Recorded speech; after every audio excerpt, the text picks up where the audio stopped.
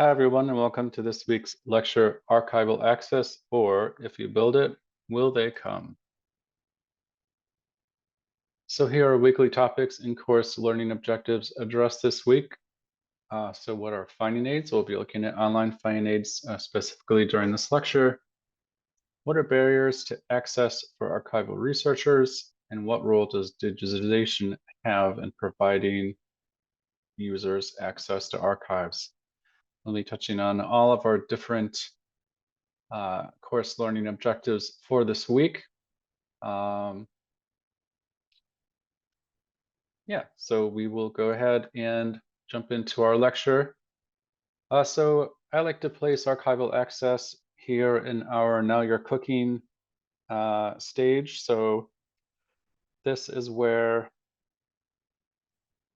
archivists have gathered their archival ingredients through the process of appraisal, hopefully appraisal informed by working with records creators.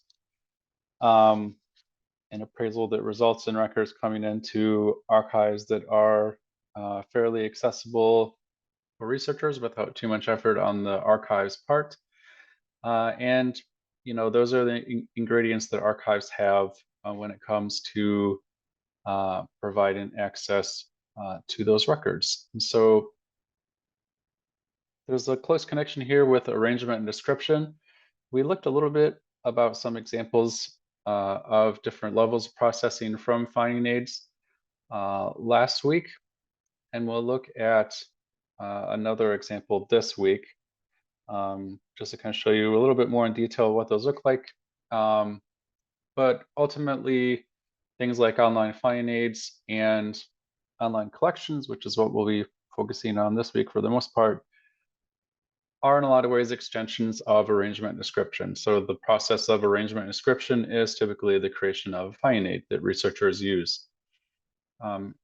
Typically, some kind of arrangement and description takes place before records are placed in online collections, because you have to know sort of what the records are, what their content is, what their context is, before you can make them more widely available to researchers. I guess you don't have to necessarily, but it's certainly recommended.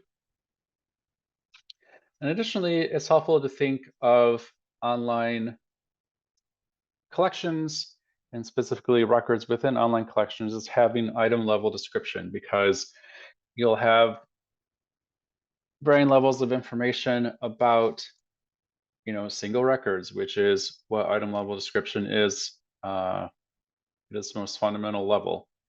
And we'll look at an example of an online collection and a record in an online collection later on in this lecture, and we'll revisit this idea. But yeah, in essence, a record that is online that has all of its content available to researchers essentially has item level description.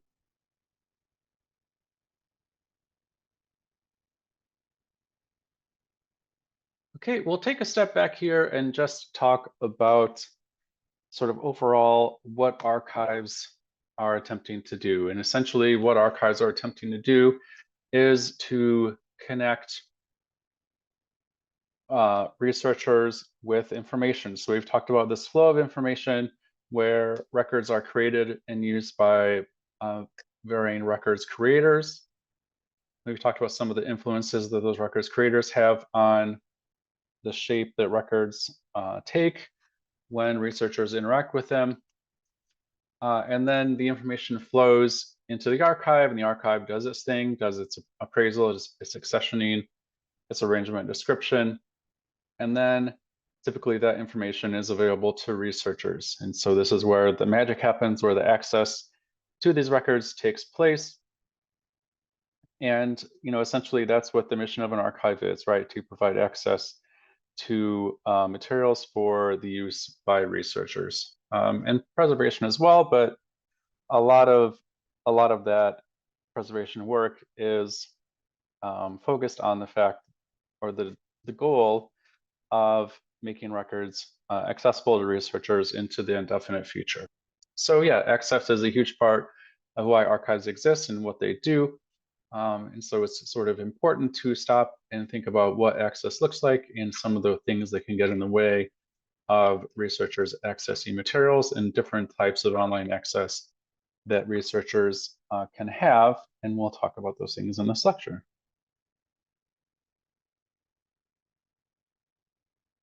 All right, so to get back to this idea of the flow of information, sometimes this flow is a deluge. So, just a torrent of information is available to researchers. So this would be instances where, for example, a majority of all the records in a collection are available online and with thorough and correct contextual knowledge. So researchers would have just like a sea of information about a person, an organization, an event that they could look through, and that information is very readily accessible and usable.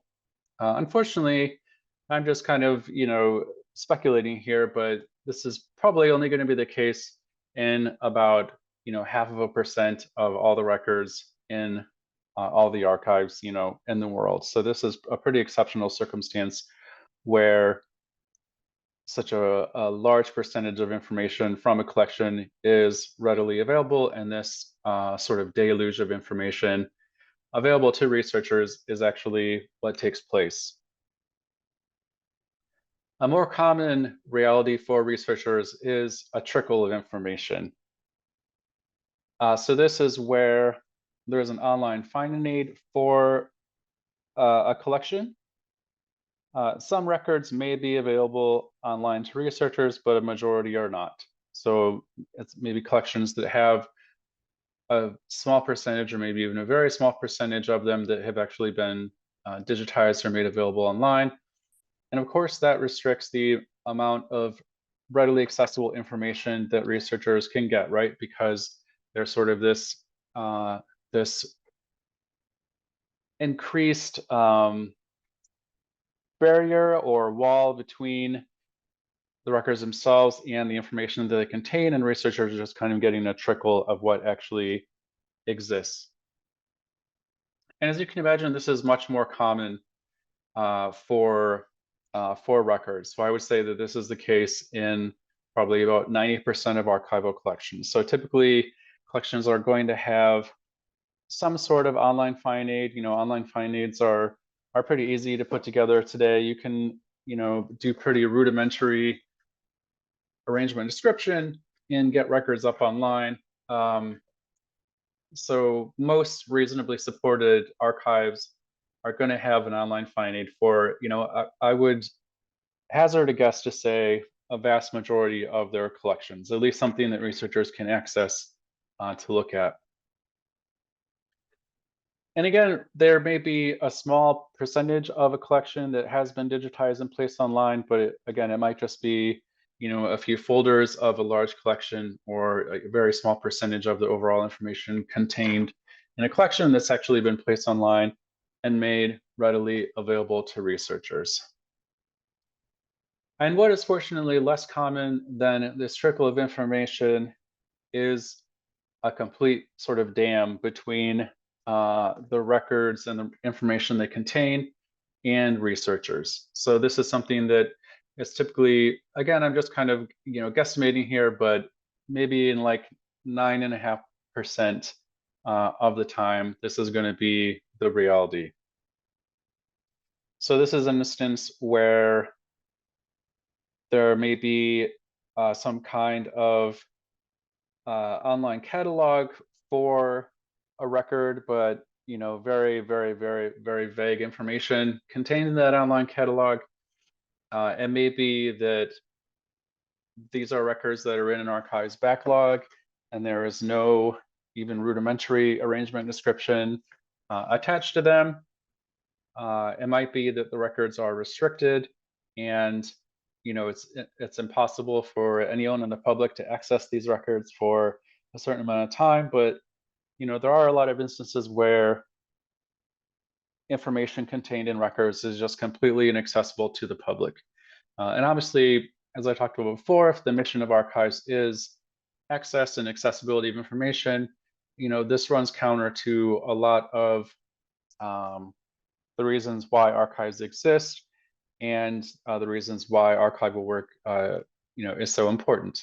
So this goes back to the idea of MPLP, right? MPLP is meant, quite specifically to reduce the instances where this kind of situation is going to take place and increasing the instances where there's at least a trickle of information about collections and the records they contain available to the public. You can argue that some of the techniques that MPLP advocates for, aren't necessarily the most constructive, but at least that's the goal in mind, is to reduce the number of instances where this is the reality. So next we'll talk about some of the different conditions or factors that can lead to these varying types or levels of accessibility to information being the reality. And we touched on a couple of them, but just to look at them a little bit more thoroughly so you have a better idea of some of the different barriers to access that can take place and that archives have to kind of navigate through. Okay, so three downstream factors impacting online access are donor agreements, arrangement and description, and the nature of records, or more specifically, the file formats that records are in. So what's interesting about all these factors that can impact online access is that they're all influenced by the amount of pre-access interaction that an archivist has with the donor or the creator of the records that archivists are attempting to provide access to. So, for instance, donor agreements. We talked about restrictions as being one factor that can cause information to be dammed off and, essentially completely inaccessible. A lot of these restrictions are hammered out in donor agreements. So the sort of legally binding contract that an archive develops with a donor that says, the records will be restricted for X number of years, and here's what that relation or that restriction will look like. If archives are able to develop good relations with donors ahead of time and develop a sense of trust and a sense of respect among donors for what archives do and what archives stand for and how archivists treat records, then maybe it's less likely that these types of restrictions are going to take place, so that they're not as severe as they might be otherwise. Maybe it's just 5 years instead of 15 or 20. And that can result fewer instances where that sort of damning instance is the reality that records and researchers face. Next, we'll look at the nature of records. If records come into a repository in formats that make them particularly difficult to provide access to the records, then that can be a barrier as well. So, for instance, if records come into a repository, in a film format that requires specific information or specific equipment for films to be played, that's going to reduce the level of access that archivists are able to provide.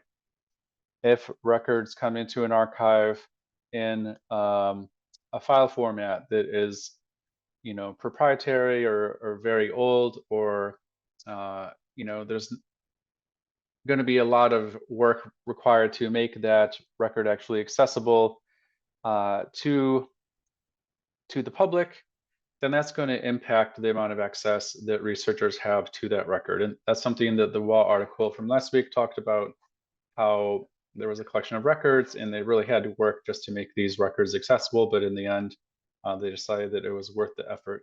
But that certainly is something that can impact the sort of level of access to records that researchers enjoy.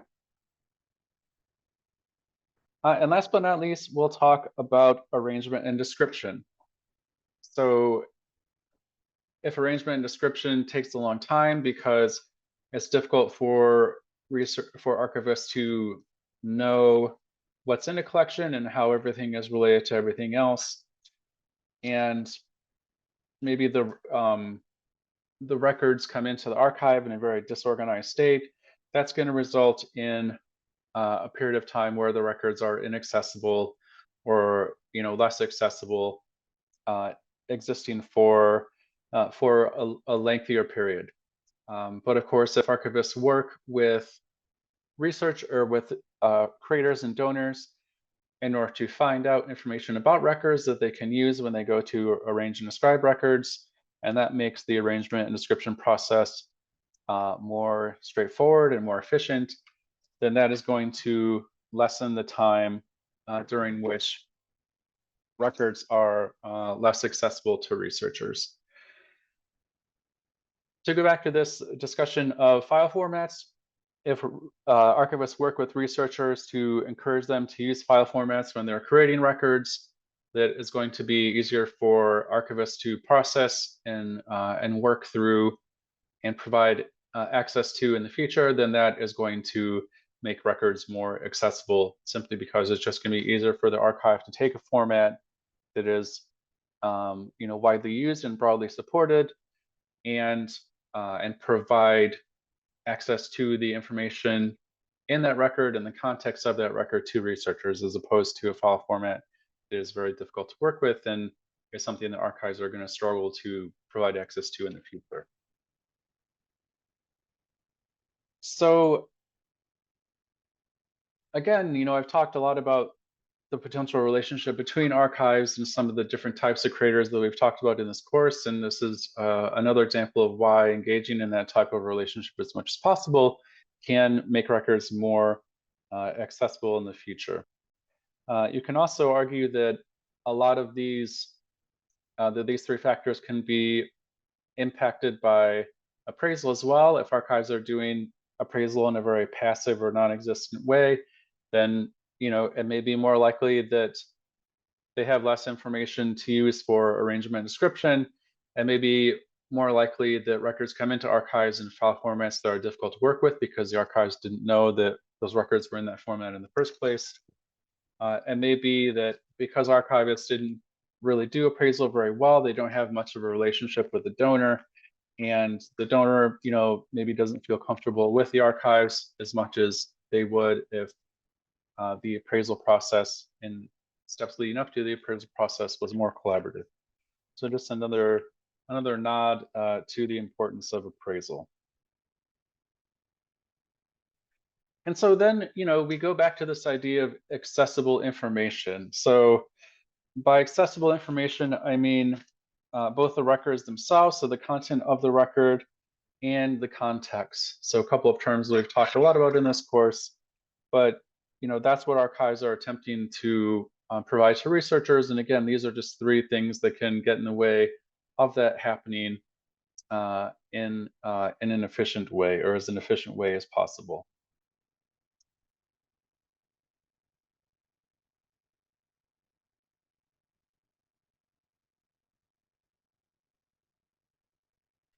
Next, we'll talk about some of the factors that influence how archival materials are accessed. So again, looking at data format, researcher location, the transfer method that takes place, and restrictions, which we've already touched on.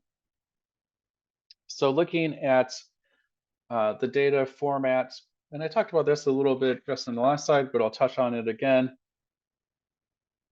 There may be instances where the original data or the original media that the record was created in may be inaccessible for researchers. Of course, this is the most authentic information for researchers to access because it's a replica of what the person creating the record used and what they experienced. But in order to make records more accessible, oftentimes you have to reformat them, and that can result in a loss of information. So you just have to balance accessibility with authenticity. in some instances. So the data format may dictate that researchers have to come into the repository to use the records, or it may exist in a way that researchers can access materials online from the comfort of their own home. And we'll talk about some steps that archives can take to make records more accessible and also preserve them when we talk about digital preservation in a few weeks. So looking at emulation and migration, and those are a couple of things that can be done to make records more accessible. But if they are coming into the archive in a data format that is more difficult for archives to handle, then that can result in researchers having to come into the repository and access the records that way. Next, we'll talk about researcher location. So there may be some instances in which a researcher needs to be in the reading room to access archival materials. It may be that there are privacy concerns that the archive has, and so that requires a researcher to be in the reading room looking at materials there as opposed to online. As we'll talk about later, if you place things online, that can diminish the amount of privacy that people represented in records has, and an archive may not feel comfortable with doing that, so they may require researchers to come in to the reading room to look at records, even though they may be available digitally.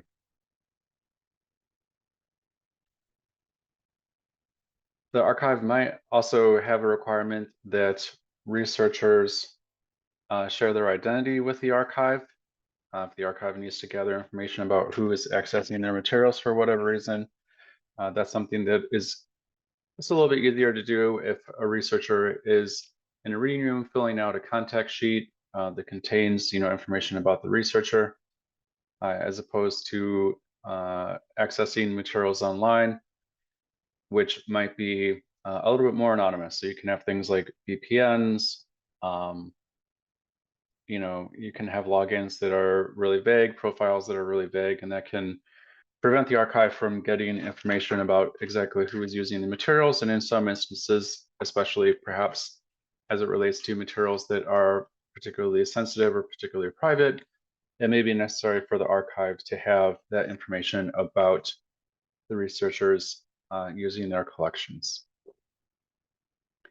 It may also be the case that researchers can only access materials in an emulated environment. So we looked at the Salman Rushdie papers earlier on in this course, and those papers are only accessible on a specific computer. And obviously, a researcher would need to go to the archive to use that computer and access those papers in the way that the archive and maybe the creator as well. I'm not sure how Salman Rushdie felt about how his papers were accessed. In the way that they were intended to be accessed and within the environment that they were intended to be accessed in. If a researcher wants to consult materials that simply haven't been digitized yet and haven't been placed online, which as we talked about, and we'll talk about in just a little bit, can be a fair amount of records within an archive. 90 to 95% of records. Obviously, they have to come and access the records in the reading room.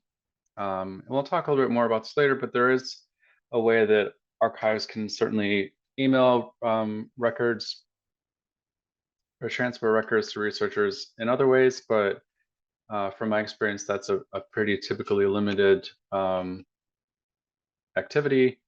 And so it may be that in order to access all the materials that they want, a researcher is going to have to go to the reading room.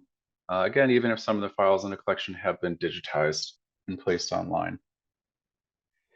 And it may be that the researcher is unable to access materials online for whatever reason. We all know not everyone in America has super fast internet access, so that might be a limiting factor. It may be that a person is a scholar from another country where information is restricted, or access to the internet is diminished in some way. So that would be another reason why a researcher would come to the reading room as opposed to accessing records online. And again, that's just going to have some influence on how archival records are accessed.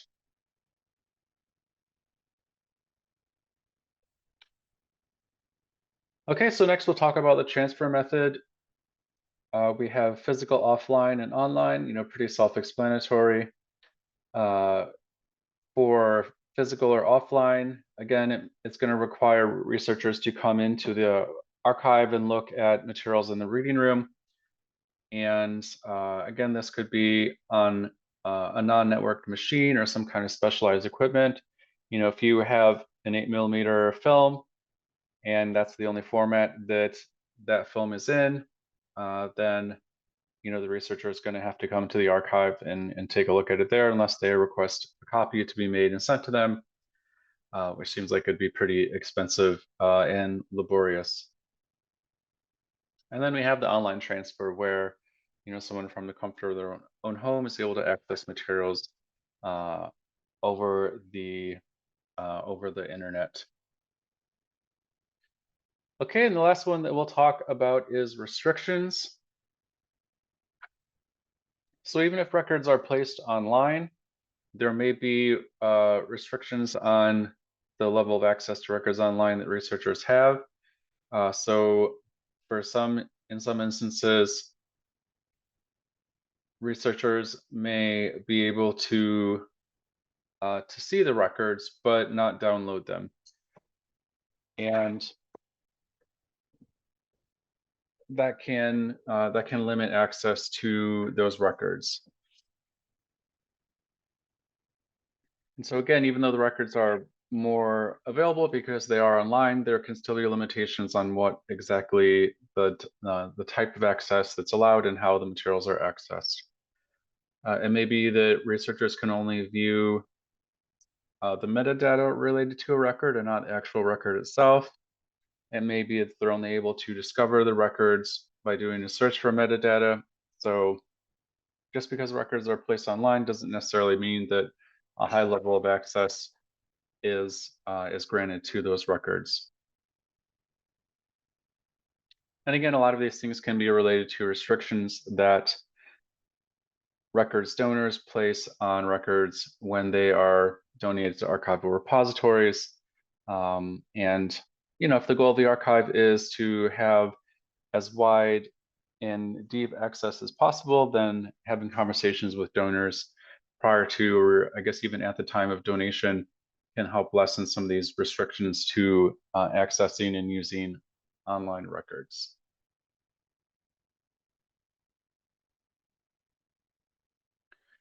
Okay, so essentially there is a whole spectrum of access possibilities that records might have. So we kind of talked about the deluge, the torrent, and the dam, the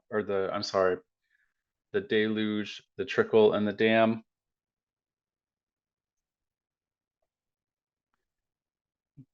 And we can relate this to the three categories of access that I have here. So closed would be represented by more of like the dammed off situation that I discussed earlier. Somewhat open would be more of like the trickle of information, and open would be more of the deluge, or the ready and easy access to information that I spoke about being a pretty rare occurrence in archives. So when we're looking at the closed category here, we have a situation in which the format of the record makes on-site physical transfer the only possibility.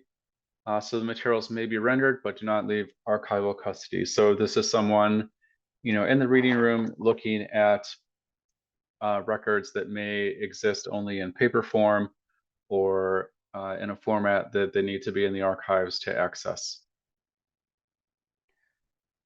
So yeah, pretty restricted access, right? To have to physically go to the archive, perhaps from some distance away, to access these materials.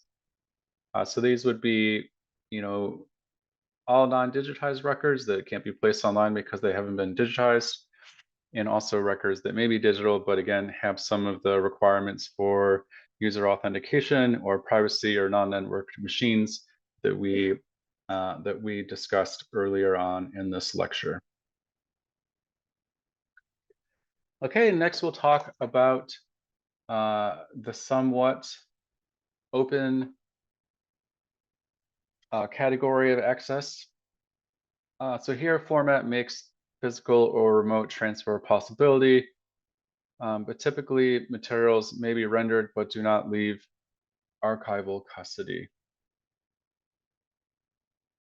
So this would be an instance where records may be digitized, but they may not be downloaded from the researcher, even though they are available online. So you can see them, but you can't download them and have access to the records in that way. One big reason why records might exist in this level of access is because of copyright concerns. If archives fear that by letting people download records and using them for whatever purpose they want to, if those records are copyrighted, then that might result in some difficulties for the archive. So that might be a reason why records will exist in this particular category of access. Okay, and then we have records that belong in the open category. So these are records that have been digitized. They can be, accessed from home. People can download them from online collections and interact with them, however they want. Once you download the record, you can pretty much do with it whatever you want. Hopefully nothing illegal, but who knows, right? And again, this requires records to be digitized or in digital form.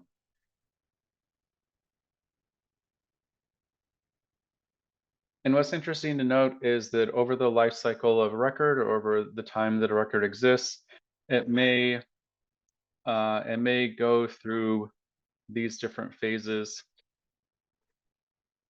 as time progresses. So records may start off in a physical format that a researcher needs to come to the repository to look at and get the information from. And maybe eventually the records are placed online, but researchers aren't allowed to download them. And then after a given amount of time, for whatever reason, the records are still online, but researchers are able to download them and interact with them, uh, without being tied to the archive's digital collections website. And this might be true for, huge parts of a collection might undergo this transformation, and maybe just a small set of records within a collection might undergo this transformation from more closed access to open access. That's really, at the whim of the archivist to a great extent. If there are no restrictions, then to a great degree, the archivist can decide, assuming they have the resources to do so, which records they want to be more open and which records they're just going to leave more closed. So which records are going to remain in more of the damned category, the category of the damned, versus which records are going to be more open and more accessible. So kind of some tiebacks to MPLP here. You might decide that some records within a collection deserve to be more available to be accessed, and other records aren't so important, and so you don't spend the resources to make them more accessible. And as we've talked about a lot in this course, this is a value judgment that archivists make. And why are they choosing to make some records within a repository, within a collection, more open and more accessible as opposed to other records? And what is the sort of discussion that goes into that decision-making process?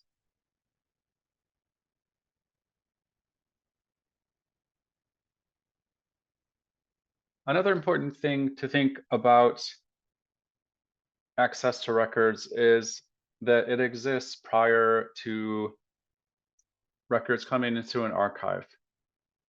Maybe not on as grand a scale, or maybe not as open access as might exist uh, when the records are in an archive, but they're still being accessed by someone, right? So if an organization or a corporation creates records, those records are almost always going to be accessed and used by other people before they're donated to the archive. With an individual's personal archives, those records are going to be accessed and used before they are donated to an archive. And so it's important for archivists to get this understanding of what that access looked like and why these records were accessed, so that they have the contextual knowledge available to them so that they can pass that information along to researchers. So why were people using this? How are they accessing these records? These are important pieces of information that researchers are going to want. And so it's important for archivists to gather that information and maintain that information throughout the life of a record.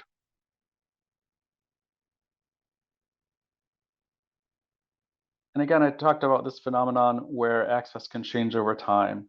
So the level of access to a record may evolve as time progresses, and typically it's going to go from more closed to more open if it changes at all. There might be some instances where records are more open, and then maybe the archives realizes that there's privacy issues or other issues related to them. Maybe someone makes a complaint about copyright, and so records that were once open are closed back up. But I would say typically you're going to see a progression from closed to open, and that's where things are going to end. But there are certainly some exceptions to that rule.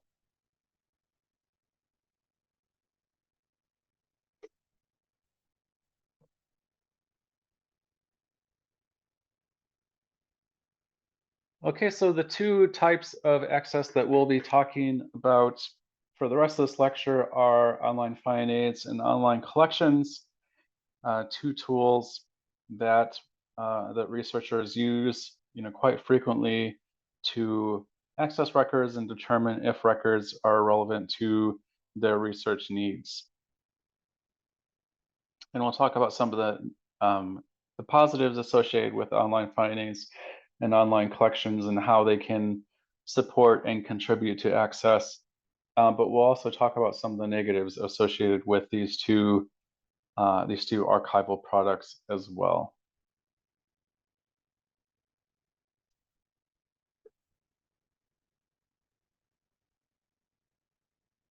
Okay, so we'll start by looking at online collections.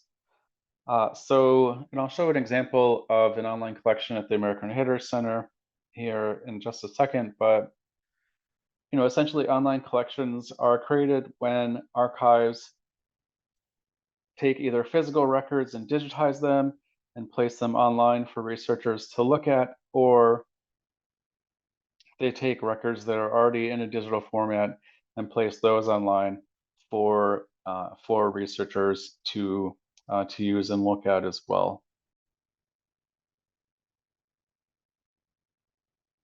So we'll talk about some of the benefits associated with online collections. First of all is convenience. You can access records from the comfort of your own home. You can sit at your desk in your comfy slippers, and you don't have to drive across town or fly to another city or really do much of anything in order to access archival records. So the convenience can't be beat.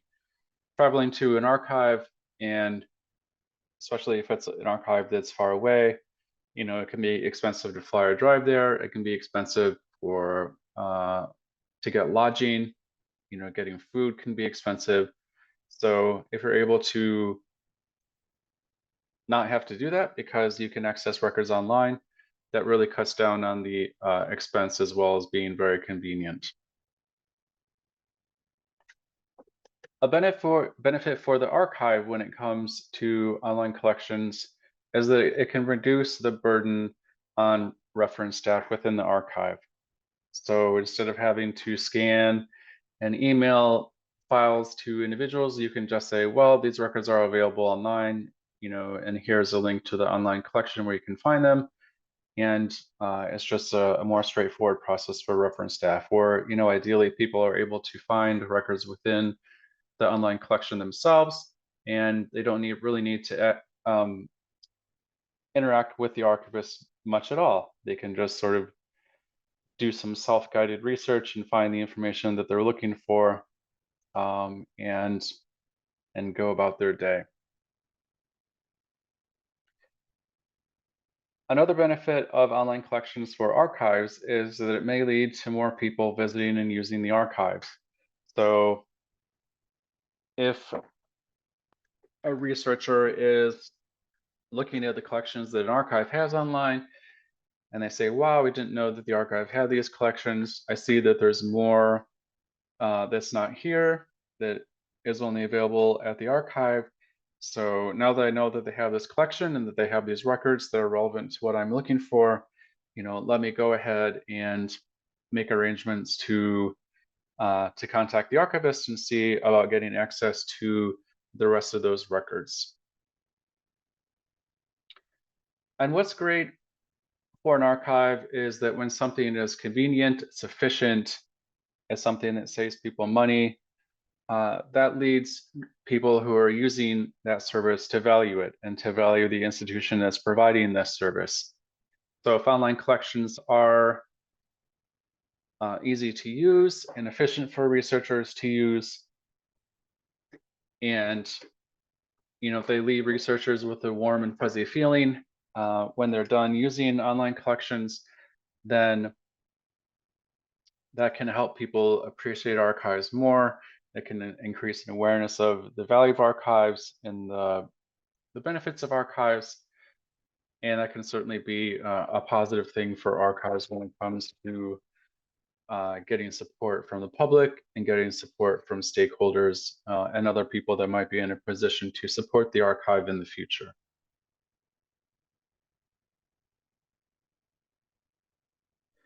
Of course, it's not all fluffy unicorn slippers. Unfortunately, there are some real negatives associated with online collections that is important to talk about as well. And a big one is something that we touched on earlier, which is the loss of privacy for people represented in records.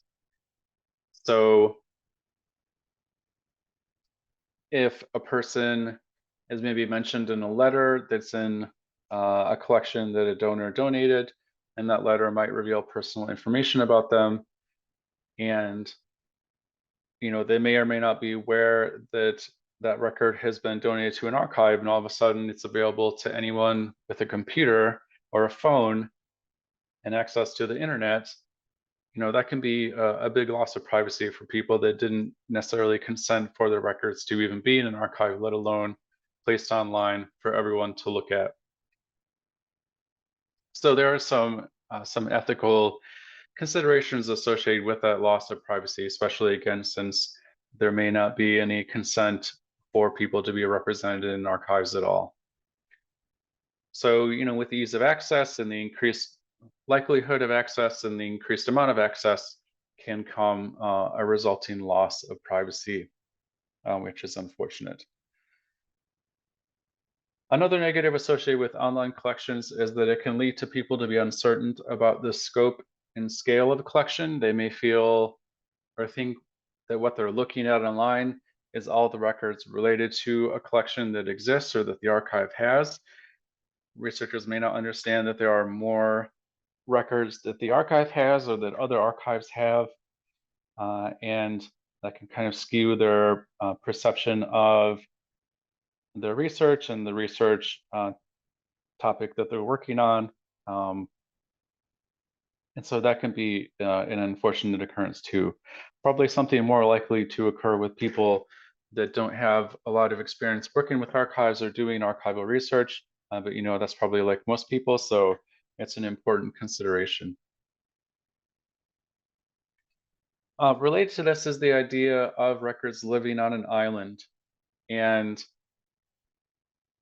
researchers not really understanding how records that they see online and in online collections are related to other records uh, within an archive, within a collection, or even within an area of study. And so that's why it's important to make sure that connections exist between records that are placed online and other records within that collection and other records within the archive, and ideally other records that exist outside of the archive as well. So it's important that there are strong contextual clues telling researchers, hey, this is just one piece of the puzzle, and here's how you can connect to other parts of this collection or other parts of this archive or other parts of this area of study. And again, that just helps the researcher realize that there is more out there and hopefully encourages them to go out and find that additional information that exists. So on the left side, I talked about how the reduced burden on archival reference staff can be a positive of online collections, but in some ways can be a negative as well. So for example, if researchers are looking for things in online collections and they can't find what they're looking for, either because they just don't have a lot of experience working with online collections, or maybe the interface that the archive uses isn't very intuitive, isn't very efficient. The user interface is maybe not very polished, then that can result in the researcher feeling lost, not really knowing what they're doing. And unless there's a way for them to connect with someone that can help them, they might just walk away and say, okay, well, I can't find what I'm looking for, so I'm not going to bother to keep looking. And obviously, archives don't want people to be discouraged when using their records, right? We want them to feel supported and continue looking until they find what they're looking for. And that can be difficult if there is this gap between a person looking online and help or intervention from reference staff.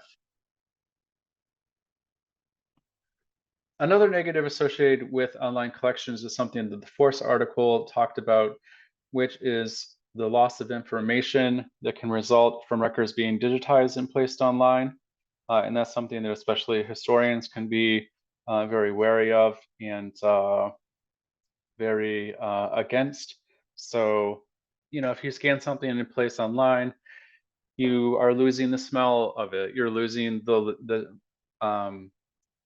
texture of the paper, or maybe certain colors are changed, or there are a whole host of changes that can occur once you scan something and place it online in a particular format.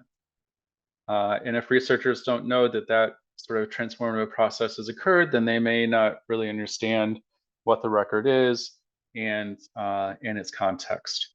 So that can be a negative associated with records, as well as the need to, or online collections as well, simply the need to digitize them uh, in order to make them more accessible. The Force article also talks about confusing metadata fields. So having metadata fields associated with digital records that, again, are confusing, are unclear, maybe duplicate each other, and that can result in researchers not really knowing what the metadata that they're looking at means, and again, growing confused and sort of uncertain about what they're looking at. And again, that can result in a sense of frustration and a sense of wanting to discontinue their research. The Force article also mentions digital collections centered around a theme as opposed to a specific creator. So records from different collections kind of tossed together into an artificial digital collection.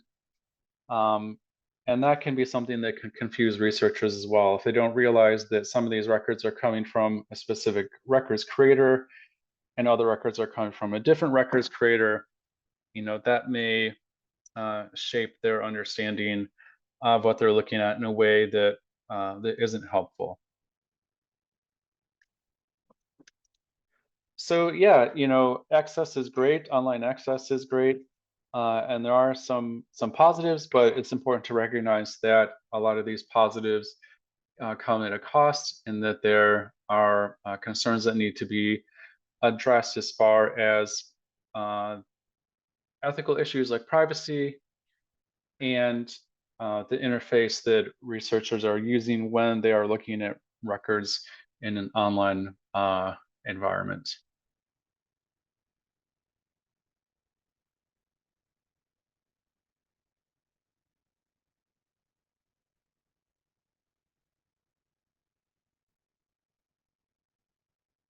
Okay, so next we'll briefly look at what an online collection looks like. So this is the husband Edward Kimmel papers at the University of Wyoming's American Heritage Center. There's a brief little bio of Kimmel here.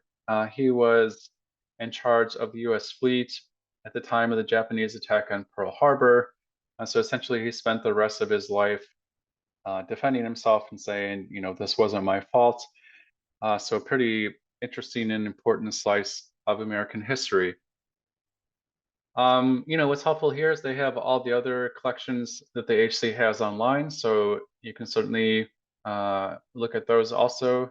If you're interested, you can click on Browse All, and it will take you to, all of the 365 digitized records from this collection that exist. So again, not all of the collections, or not all of the records in this collection by a long shot, just a selected few that the AHC felt were important enough to digitize and provide a greater level of access to. I would place this collection in the trickle level of access, the somewhat open, just because such a small amount of this collection is available online. So there's some contextual information here. So if you want to find other records that the HC has digitized related to the United States Navy or Pearl Harbor, you can click on these terms. I feel like there are probably more sort of what's here. So contextual knowledge, and then contextual knowledge by some numerical dates as well, though it seems like there's some overlap. So 1906 to 1940, 1907 to 1909, 1924 to 1940. So, you can look at digitized records from um, a similar time period as well. So I want to correct myself. So these are just from the Kimmel papers. So this is not other collections that the AHC has. So you can only do this contextual search through other parts of the Kimmel papers and not through all the records online that the AHC has, which would probably be better and provide more of a contextual picture. So we'll click on an individual record here. There is some of the metadata here on the side that Dr. Forst talked about in his article.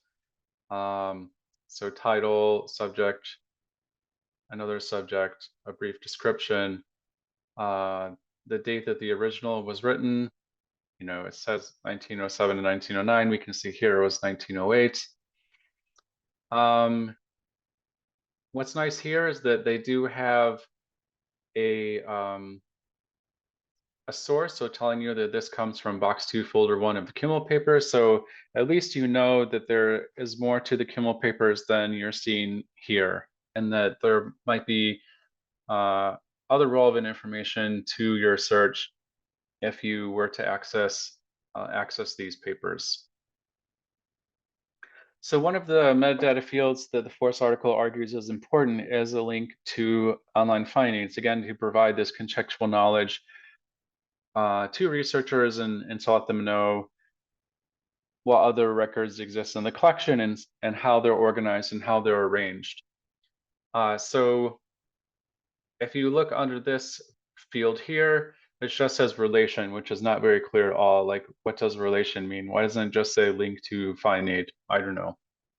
And you click on this, at least in theory, it's going to take you to a an online find aid for this collection. But unfortunately, if we do click on it, 404 not found. So it's a dead link, which is really unfortunate because that is an important contextual piece of information for researchers to have. So there is an online find aid for the Kimmel papers, but again, unfortunately, there's no link to it within this digital collection, which is a big miss. I don't know why they haven't updated these, but it seems like there are a few issues related to this digital collection interface. Uh, just from clicking around, things load slow. I had to reload things a few times. So yeah, just some things that can make the whole experience pretty off-putting for researchers. You can go back to the previous page and scroll around some more. Um, there is a nice sort of summary of what the papers are, so you don't have to click on everything. So that's helpful. But yeah, not a lot of contextual clues to kind of help you understand where these records fit within the rest of the Kimmel papers that exist outside of this online collection.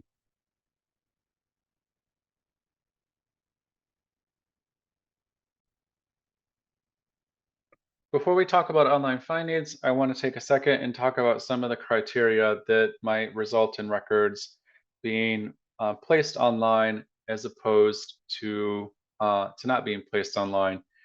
And I think it's interesting to consider some of the different criteria that the WA article used when determining the level of processing that a uh, a collection would receive. Because essentially, in a lot of ways, scanning records and placing them online is an additional part of processing. It's meant to facilitate deeper access. It involves arrangement and description of records. It's a lot of pretty similar things go into placing records in an online collection and processing them in the first place. So when you look at things like volume of records, if a collection is really large, then it's probably going to be the case that a smaller percentage of the records are going to be scanned and placed online. If a collection is only a few boxes, maybe you can say, okay, well, we're just going to scan all of it, and that's fine. If a collection is 100 or 500 boxes, then you have to think more carefully about what parts of the collection you're actually going to scan and provide a deeper level of access to. Quality of content, again, this can be a pretty subjective consideration or criteria to use. How are you deciding what has quality and what doesn't? You can think functionally here. So if this is content that documents an important function of a person's life, then maybe that will lead you to digitize that and place it online as opposed to other records in a collection or in other collections. Certainly aesthetic value might be a consideration as well. So there are a few different things that could go into determining the quality of the content of a record.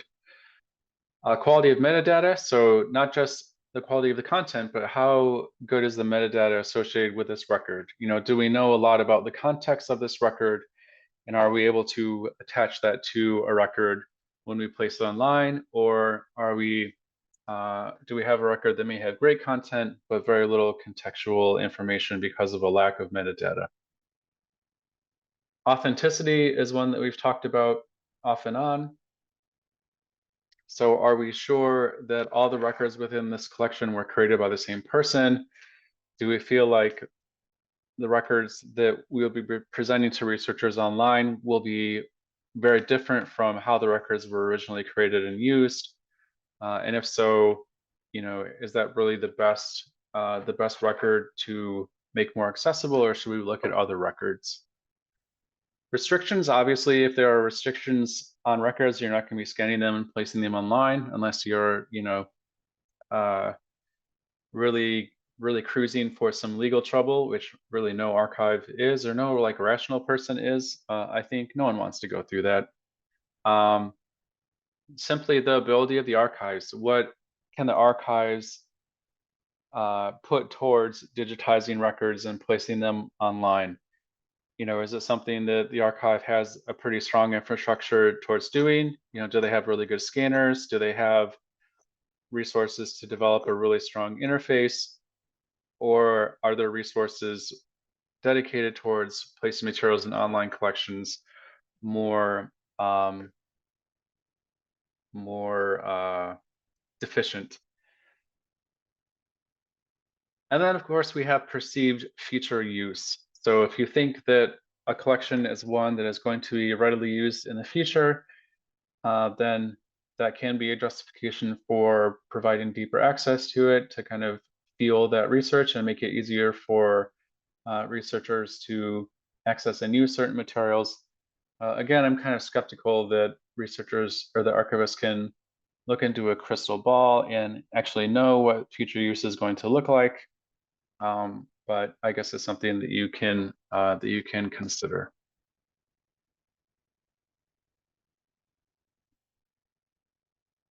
But a main emphasis as it relates to to online collections is contextual knowledge. And this is something that the Force article talks quite a bit about. So a lack of contextual information can reduce the ability of researchers to really, get in the flow of finding information and having as he describes them, the aha moments. You can uh, have a disconnect between records placed online and records that haven't been scanned and placed online yet if the contextual information available to researchers online is not very vibrant or well developed, as we just saw. There's are quite a few barriers between the papers in uh, the records in the Kimmel papers that have been placed online and those that have not been placed online. And unless you are a determined and kind of savvy researcher, you might not know that there's more out there. There just aren't a lot of clues that there are other records in the Kimmel paper that you might be able to access, even though you can't access them right now from home. And that's a problem.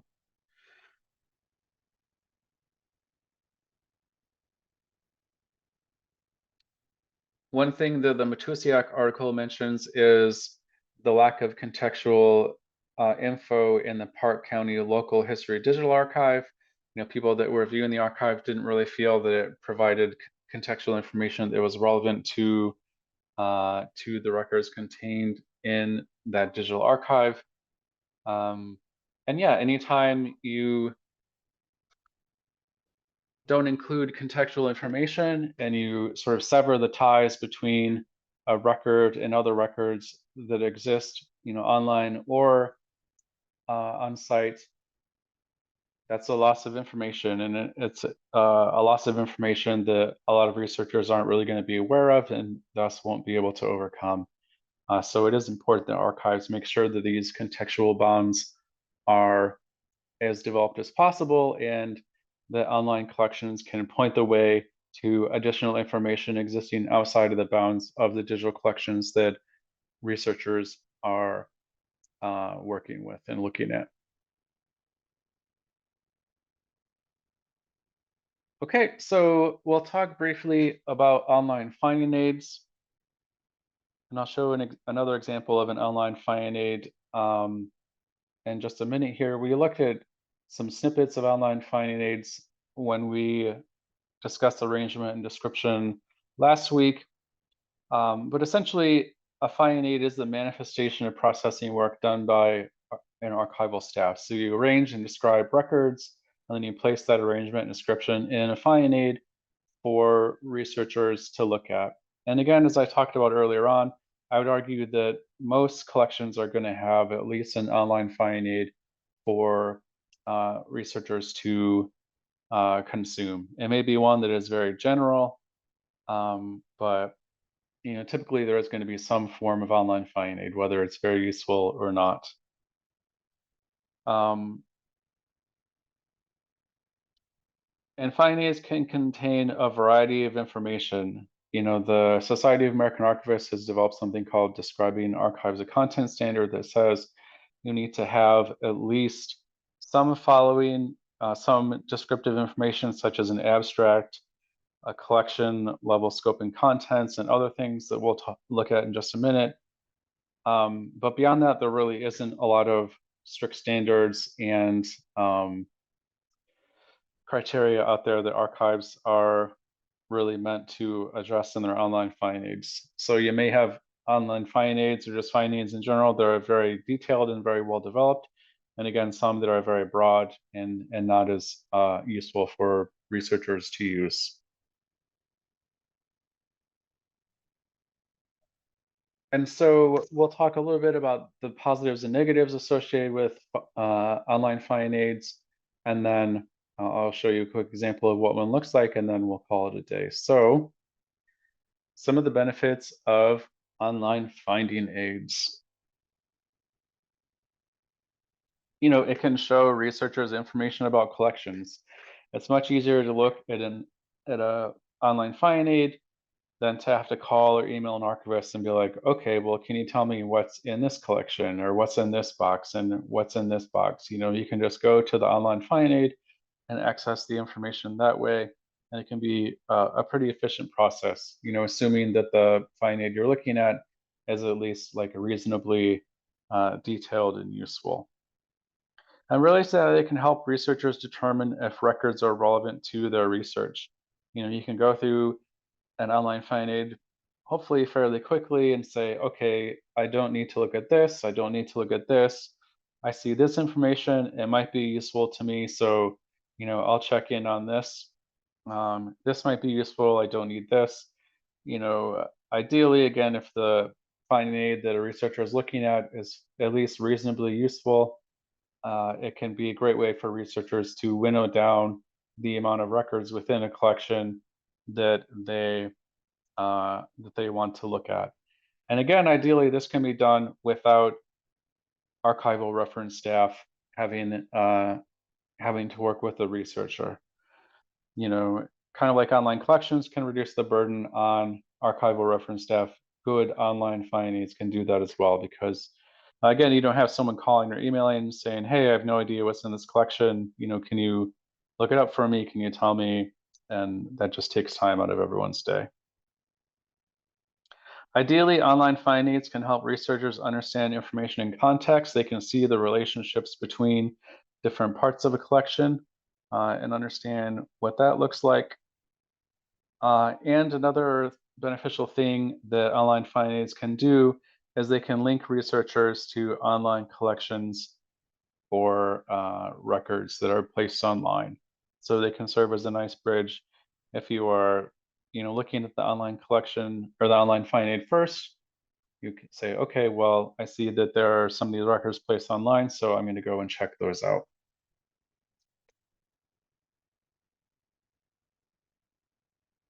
Of course, there are some potential negatives associated with online finding aids as well. So they may include incorrect information or information that is confusing to researchers.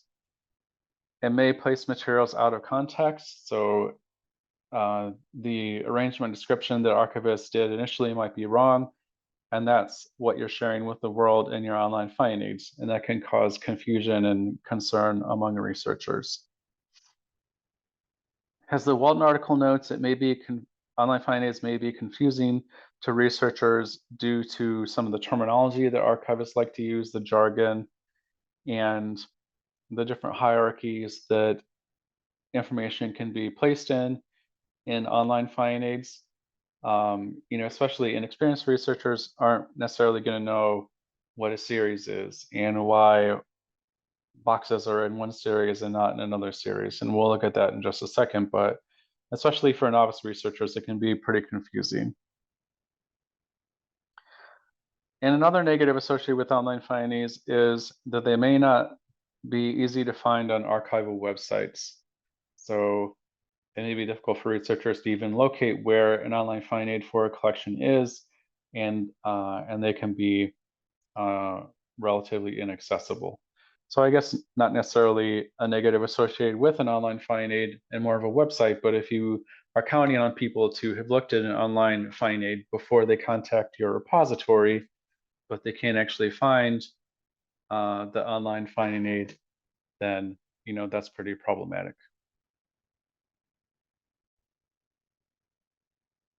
Okay, so as promised, here's an online finding aid for the Husband Edward Kimmel papers, and uh, there's a lot to like about this online finding aid. So there's a nice table of contents here, so you can skip to different parts of the collection as you like.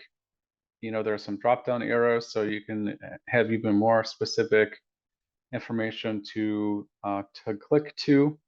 So if you want to know about related materials, you can go right to it. So fairly intuitive way to navigate through this online finding aid. And then there's some detailed description of the collection that you can look at as well. So you can see that this online finding aid has broken the Kimmel papers down into different series. So series 1, background materials, series 2, correspondence, series 3, official communications, and so on. So if you think that you're just interested in reports from the Husband Kimmel papers, you can skip right there and just scroll down and see what's in the different boxes and the different folders uh, in this particular series.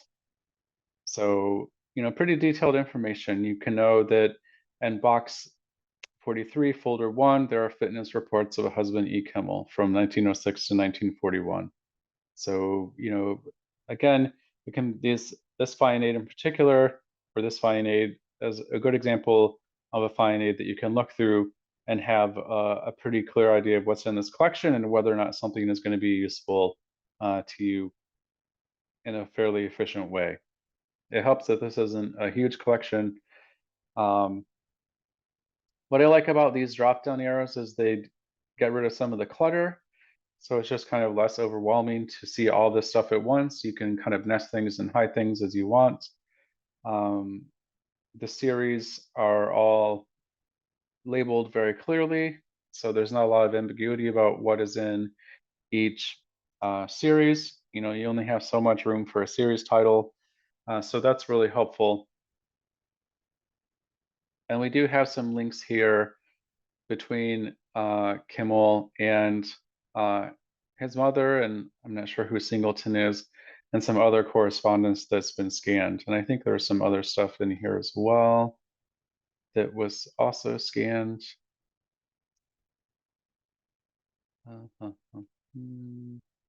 Yep. Okay. So officer's record of fitness, at least a couple of other things. Okay. So you can go and click on this link and it'll take you right to box 2, folder 1 of the Kimmel papers. So pretty good access to the Kimmel papers through this online finding aid. So it's interesting that you get a lot of contextual knowledge going from the finding aid to the online collections, but not going from the online collections back to the finding aid, again, because the link to the finding aid that exists in these records goes to a dead link and not the link that it should go through. So kind of an interesting result, especially since I would tend to guess that a lot of people are going to start with the online collections and then go to the finding aid as opposed to vice versa. But again, I'm just kind of speculating here. But yeah, overall, a pretty good, clear interface. Not an overwhelming amount of information. The drop-down arrows are nice. The different nesting is nice. So pretty good job overall. And yeah, you could use this pretty easily no matter what your level of research is, I would think. And some nice subject headings and personal names and other stuff as well. So there's some contextual knowledge here too. So you can click on this and it will show you other finding aids that that mention the name Clarence Cannon. And it looks like there's only one, but presumably for some of these there are maybe a few, like the United States Navy. Okay, still just one. Let's see here. Pearl Harbor, there's got to be more than one. Okay, so yeah, a few, at least within the different archives that belong to this particular alliance, they have similar information. So overall, a pretty good effort. Okay, so we'll wrap things up by looking at a couple of the different types of creation and how they impact access in archives. So the individual traditionally named as the creator, the communities that the creators belong to, and custodians, they can be the ones that can have a strong influence in how accessible records are. You know, if they donate records that are in a difficult format for archivists to provide access to, if they place a lot of restrictions on records for whatever reason, if they you know, want records to only be available uh, in person and not online, that can shape the amount of access to information that a researcher has. And that's definitely a creative role, right? If you're only able to access a certain part of a collection very easily and the rest of it is more difficult to get to, then you might just access only that one little section of a collection and unfortunately base your conclusions about a person or a subject on what you're able to see most easily. Creation by archivists. So, you know, to a certain extent, all things being equal, archivists have a lot of say in what's digitized and what's placed online and what is more accessible as opposed to records that are not placed online. And that can shape how researchers view a person, place, thing, organization, and so on. And that can be a big creative role that archivists can play.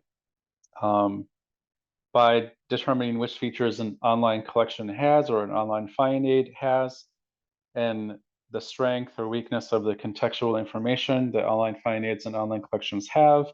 You know, that's another thing that archivists can have a role in that can shape how records are viewed and used as well.